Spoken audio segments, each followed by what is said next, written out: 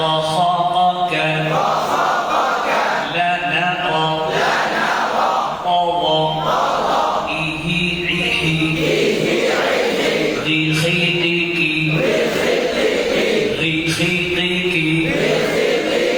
لنيري طيطي যেমন এক আঙ্গুল পরিমাণ ফাঁকা রেখে হলো কয়টি হলো 13টি। এখন এই যে জবর যে বুঝে না পেশ পেশ ফাঁকা থাকবে ঝুল টুল হবে আঙুল ছাড়া। আঙুল দিয়ে একটা সিস্টেম, সবসময় কি আঙুল দেওয়া যাবে?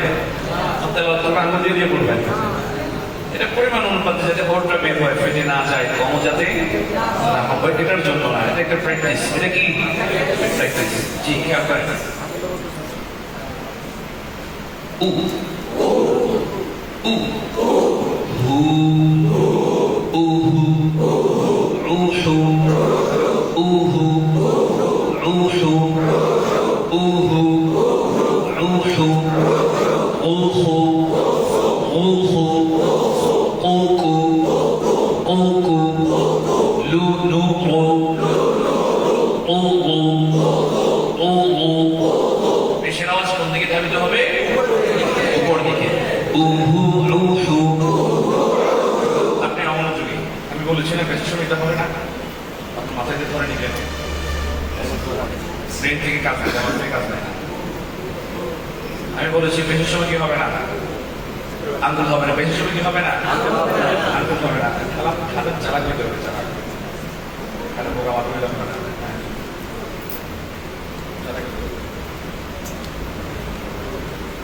উ হু রু হু উ হু কু কু লু নু উ উ উ উহু রুহু উহু রুহু উহু উকু লুনুরু উউ আহা আহা।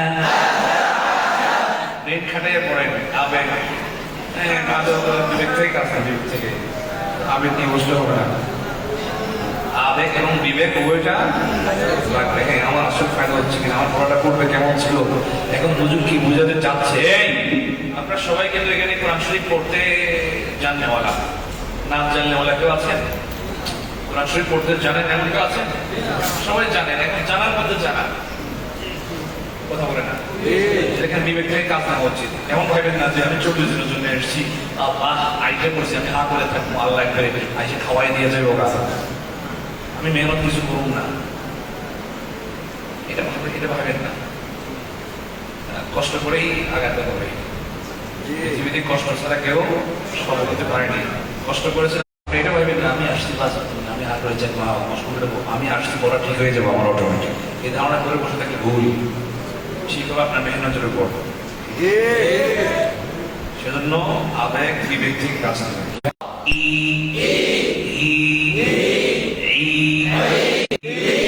নি রি ওই ওই ওই ইহি ইহি রিখিকি লিনিরি ওই ওই পেশ উহু রুহু উহু রুহু উহু উকু লুনুরু লুনুরু উউ উউ উহু রুহু উহু উকু লুনুরু উউ উহু রুহু উহু উকু লুনুরু লুনুরু উউ উউ। এগুলো কয়টি গেল হরফ? এক আঙ্গুলে কম হলো 9টি। এগুলো তো এক আঙ্গুলে কম ফাঁকা পাইছি 9টি। জিম শিন ইয়া বদ দাল দা দাল হা মাসকে যেমন তেলাওয়াতে তেমন দুরকম হবে না। মাসকে একরকম তেলাওয়াতে হবে না, মাসকে যেমন তেলাওয়াতেও জিম শিন ইয়া হালকা ফাঁকা, জিমের সবচেয়ে কম ফাঁকা হালকা, জিম শিনে কমে, ইয়া যেটা এখানগুলো কম, তাহলে আঙ্গুল ব্যবহার করা যাচ্ছে না, অন্য কোনো কিছু ব্যবহার করতে হবে হালকা প্র্যাকটিসের জন্য। জিম জিম শিন ইয়া ضاد دال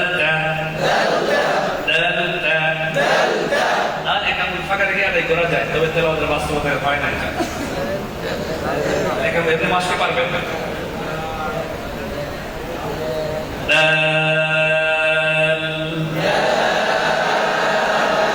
তারটাকে তেলাওয়াতের বাস্তবতায় ফিট করে না।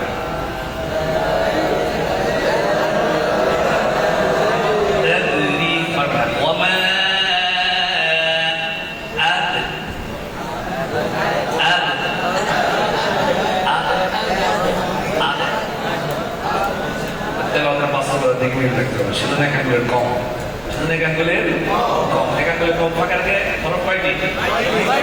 9টি। জিম শিন ইয়া ضاد দাল তা দাল ফা ওয়াও দাল তা দাল ফা ওয়াও, একাঙ্গুলের কম ফাঁকা রেখে কয়টি? 9টি। কি জিম শিন ইয়া ضاد দাল তা দাল ফা ওয়াও দাল তা দাল ফা ওয়াও দাল তা দাল ফা ওয়াও। যদি একাঙ্গুল ফাঁকা করে কাউ পারবে, এই ওয়ার ক্ষেত্রে যে বিষয়টা খেয়াল করবেন সেটা হলো আমাদের ওয়াও কেমন কেটে যায়, আমাদের ফাঁকাটা উপরে নিচে হয়। উপর যেমন ওয়াও, উপর নিচে, উপর নিচে হবে না, ডানে মানে ওয়াও ফাটবে না, কখনো ফাটবে না, ফাঁকা কম। ওয়াও উপর নিচে করেন, ওয়াও। কি হয়েছে? এটা আদের কৌশল। আপনারা এখন বুঝে গেছেন, তবে মুখে আসেন, মুখে আসার জন্য এক একটা 1000 বার করে প্র্যাকটিস করতে হবে, 1000-এর উপরে। ইনফিরাদি ভাবে করতে হবে, আমার এটাকে তেলাওয়াত কি করতে হবে? ফিল করতে হবে। জিম শিন ইয়া ضاد دال تا دال فا واو ووجدك ووجدك ووجدك ألم يجدك ألم يجدك يتيما فآوى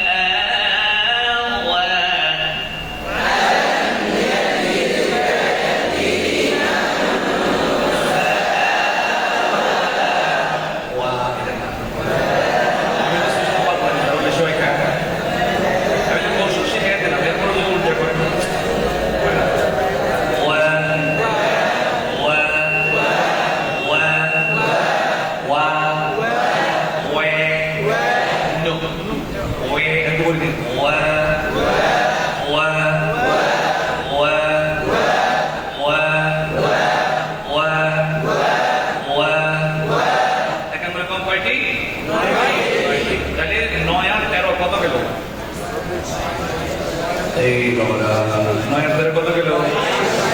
22 বাকি আছে কয়টি? 7টি বাকি আছে কয়টি? 7টি হরফ থেকে 6টি হরফ উচ্চারণের পরে ফাঁকা হবে। 7টি হরফ থেকে 6টি হরফ উচ্চারণের পরে কি হবে? মোটা নয় না, এটা না, মানে আগে লেগে থাকবে। অন্য হরফগুলো যেমন আগে থেকে ফাঁকা হয়, অন্য হরফগুলো যেমন আগে থেকে ফাঁকা হয়, যেমন আহা আহা বসাত কালামা রাব, তাই না? যা শায়া দাদা ওয়া, এই 6টি হরফ উচ্চারণের পরে ফাঁকা হবে। সদ সিন জা ফা মিম বা আগে থেকে হবে না। সদ জা ফা মা বা উচ্চারণ মোটেও ফাঁকা নয়, উচ্চারণের পরে ফাঁকা হয়, সেরকম হরফ 6টি। কথা বলে না? বাকি অন্য হরফগুলো যেগুলো আছে সেগুলো আগে থেকেই ফাঁকা, আর এগুলো হবে উচ্চারণের পরে ফাঁকা, আর বাকিগুলো আগে থেকেই মানে শুরু থেকেই ফাঁকা। এই 6টি হরফকে আগে থেকে ফাঁকা থেকে আদায় করেন দেখি। সবসিন আমি বা করেন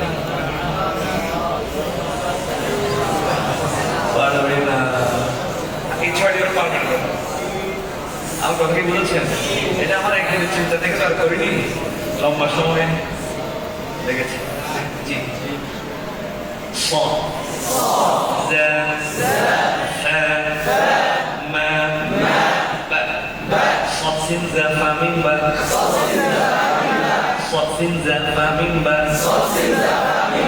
সুন্দরকারে মিলেছে বিষয়।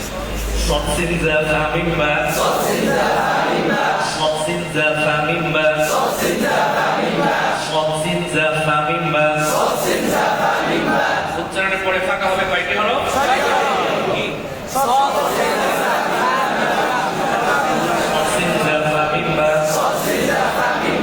উচ্চারণের পরে ফাঁকা হবে কয়টি? কি?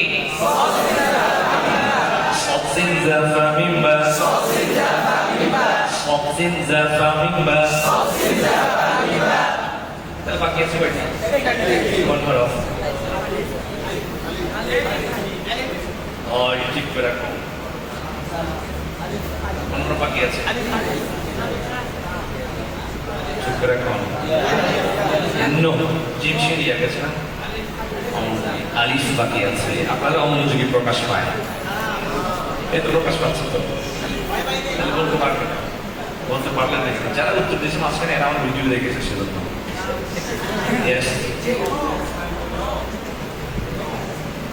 বুঝলি? বাকি আছে আলিফ, বাকি আছে কি? আলিফ। আলিফ যার সাথে হয় তার, আলিফ যে হরফের সাথে আসবে সে হরফের অনুসারী হয়ে উচ্চারণ হবে, তার তো আলাদা কোনো উচ্চারণ নেই। আলিফের আলাদা উচ্চারণ কি? আলিফের আলাদা উচ্চারণ এটা কি হইল? আলিফের আলাদা উচ্চারণ কি? নেই। এটা তো হামজা, হামজার উচ্চারণ কি? এগুলো বিচক্ষণতা। আলিফের আলাদা উচ্চারণ নেই। আলিফ হরফ 29টির মধ্যে 28টি হরফের আলাদা উচ্চারণ আছে। 28টি হরফের আলাদা কি আছে? মাত্র হরফ হলো আলিফ। আলিফের আলাদা কোনো উচ্চারণ নেই। আলিফের আলাদা কোনো উচ্চারণ নেই। মনে থাকবে? বলে এখন বলবো কি করে আলিফকে? আলিফকে পড়তে হলে অন্য হরফের সাথে এনে পড়তে হবে। কখন আসবে? জবরের বাম পাশে আসবে সে, কখনো পেশের বাম পাশে আসবে না, কখনো জেরের বাম পাশেও।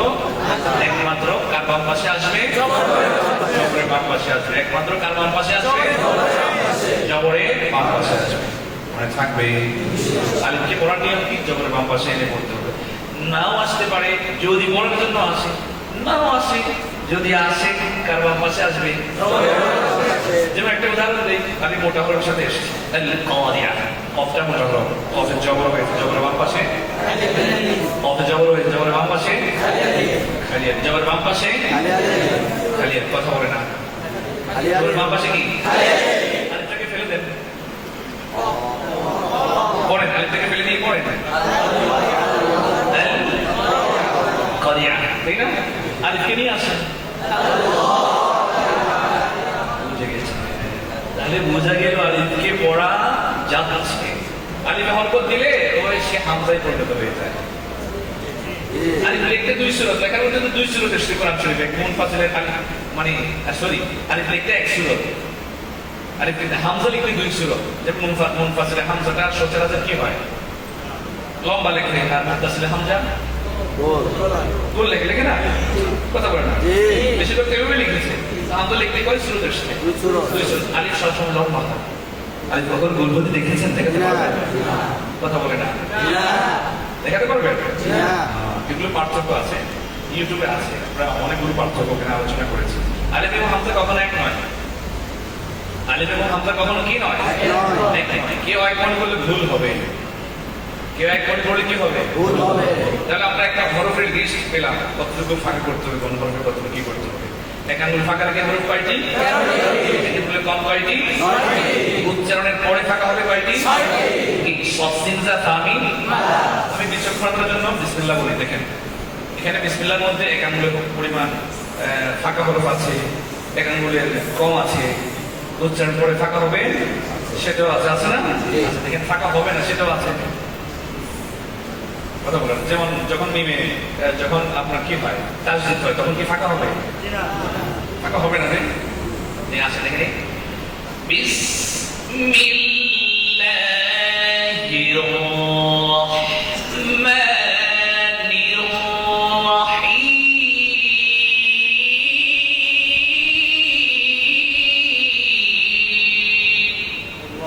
এখানের মধ্যে দেখতে আমার কতগুলো হরফ গেছে, ফাঁকাওয়ালা গেছে, ফাঁকা ছাড়া গেছে, এক আঙ্গুল ফাঁকা গেছে, এক আঙ্গুলে সব সময় মাথা রাখবেন এক আঙ্গুলের বেশি কোনো হরফে ফাঁকা হবে না। যদি হয় ফেটে যাবে, যদি হয় কি ফেটে যাবে? আমার কথা কি বলেছেন? যদি হয় জি। এবার আসেন, এটা হলো হরফের একটা সিস্টেম। এখন আমরা হামজা হরফ ধরবো। এখন আমরা হামজা হরফ ধরবো। কি ধরবো? হামজা হরফ। এখন আমরা কি ধরবো? এটা হলো হরফ যে ফাঁকা করবেন সেটার একটা পরিমাণ দিলাম। হরফ যে উচ্চারণ করবেন, হরফগুলো উচ্চারণ করবো না?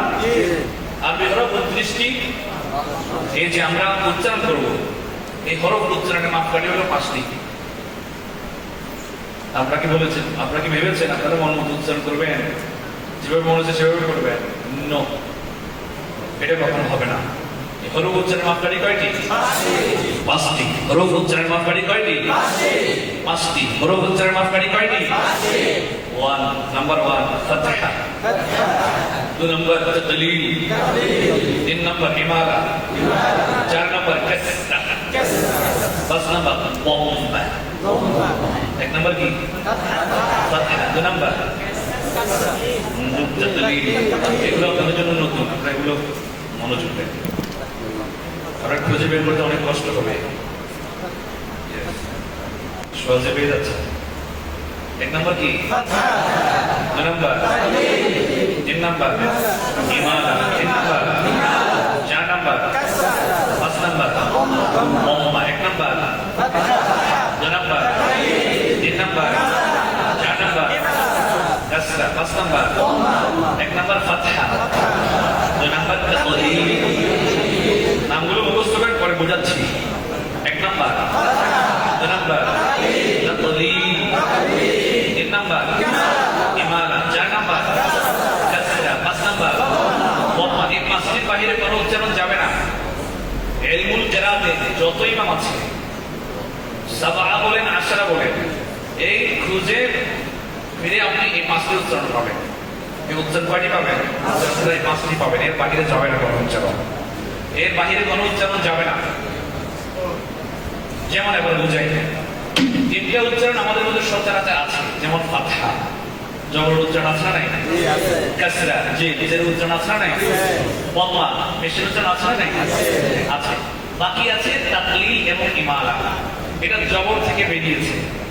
তাকলীল এবং ইমালা এটা কোথা থেকে বেরিয়েছে? কথা বলে না। জবর থেকে। তাকলীল এবং ইমালা এটা কোথা থেকে বেরিয়েছে?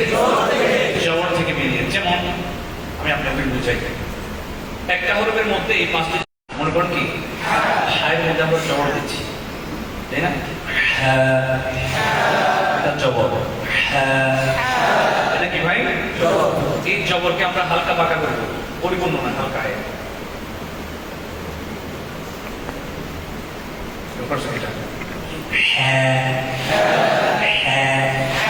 এটা কি ছিল?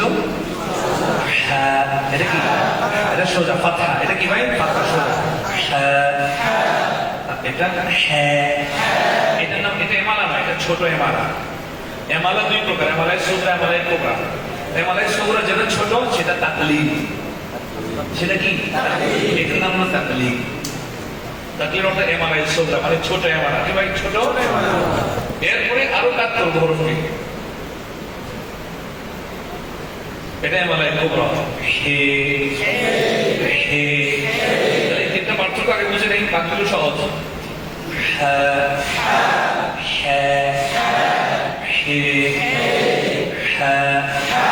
আমি এখন নাম বলবেন। মুখ সারালে চলবে না, আমি যা বলছি তা করেন। জি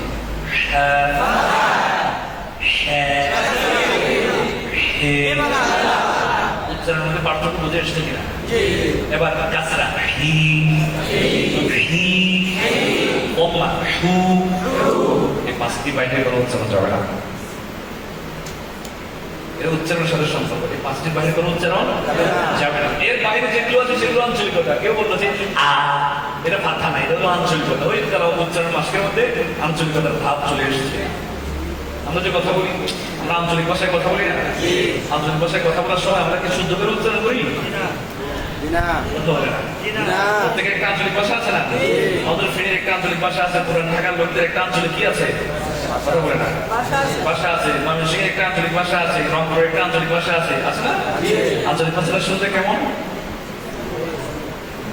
কথা কি বলেছেন? এই যে আঞ্চলিক পড়ার মধ্যে, তেলাওয়াতের মধ্যে আঞ্চলিকতার ভাব আসতে পারবে না। এক কথা শেষ।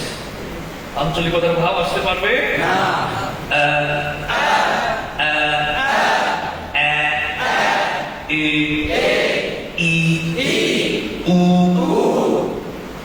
এই পাঁচটির বাইরে উচ্চারণ যাবে না। আশা করি বুঝাতে পেরেছি। এবার আসেন ইমাম হাফসের নিকট কোথায় কি আছে?